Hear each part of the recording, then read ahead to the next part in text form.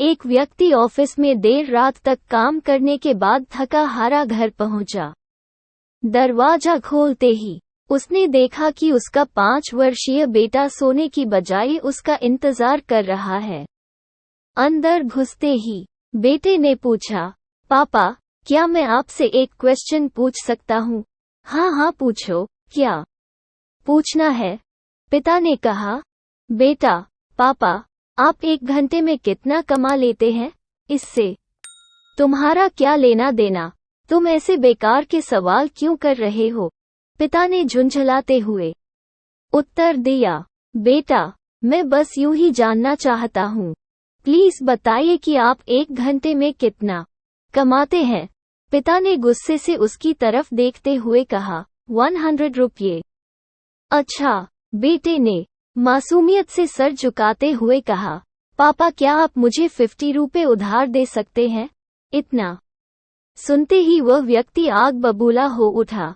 तो तुम इसीलिए ये फालतू का सवाल कर रहे थे ताकि मुझसे पैसे लेकर तुम कोई बेकार का खिलौना या उटपटांग चीज खरीद सको?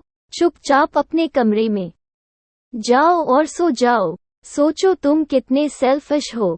मैं दिन रात मेहनत करके पैसे कमाता हूँ और तुम उसे बेकार की चीजों में बर्बाद करना चाहते हो। ये सुन बेटे की आंखों में आंसू आ गए और वह अपने कमरे में चला गया। व्यक्ति अभी भी गुस्से में था और सोच रहा था कि आखिर उसके बेटे की ऐसा करने की हिम्मत कैसे हुई। पर 1 आध घंटा बीतने के बाद वह थोड़ा शांत हुआ और सोचने लगा कि हो सकता है कि उसके बेटे ने सच में किसी जरूरी काम के लिए पैसे मांगे हों, क्योंकि आज से पहले उसने कभी इस तरह से पैसे नहीं मांगे थे।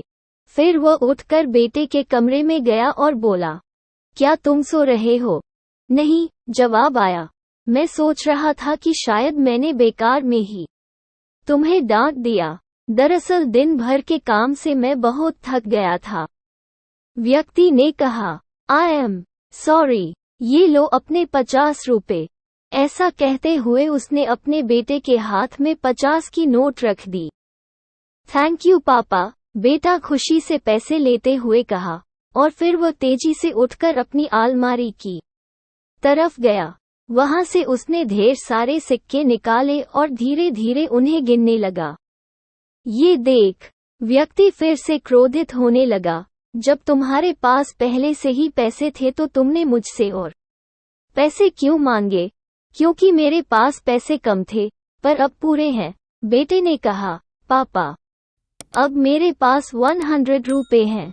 क्या मैं आपका 1 घंटा खरीद सकता हूँ?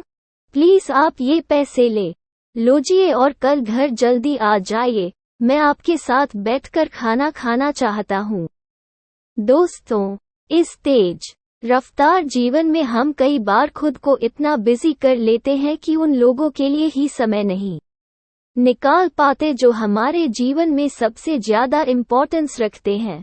इसलिए हमें ध्यान रखना होगा कि इस आपाधापी में भी हम अपने माँ बाप, जीवन साथी, बच्चों और अभिन्न मित्रों के लिए समय निकालें, वरना एक दिन हमें भी एहसास होगा कि हमने छोटी मोटी चीजें पाने के लिए कुछ बहुत बड़ा खो दिया।